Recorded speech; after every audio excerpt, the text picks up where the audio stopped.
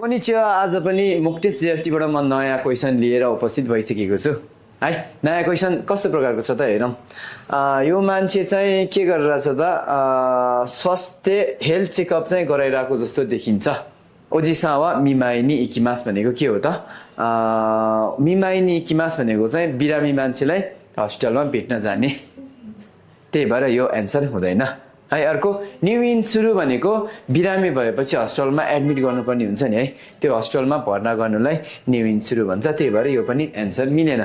अब तेस्रोमा जाम के छ त?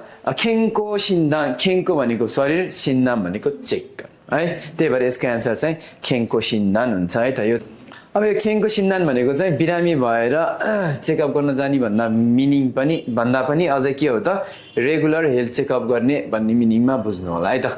ल त्यसै गरी हामी अर्को क्वेसन जाउँ।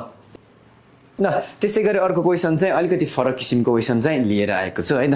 अर्को क्वेसन के छ त भन्दाखेरि खान्जी चिन्ह पर्ने जेएफटीमा चाहिँ अब खान्जी चिन्ने अनि पिक्चरहरू ग्रामरहरू सबै आउने भएकोले यो चाहिँ अब खान्जी चिन्ह है त। के छ त सुरुमा कोनो शिरोई साखाना वा अन्डरलाइन के गरेको छ त? यो खान्जी चाहिँ के भन्छ त, कसरी पढिन्छ त भनेर चाहिँ तपाईँहरूले पत्ता लगाउनु थाहा पाउनु पर्ने हुन्छ है त। जस्तै कोनो शिरोई साखाना वा देश, अब खाली ठाउँमा के छ त भन्दाखेरि थाकाई हो, थाकाई। अब यसलाई के भनेर पढ्छ त? थाकाई हुन्छ। यसको एन्सरै थाकाई हो है त। थाकाई भनेको महँगो।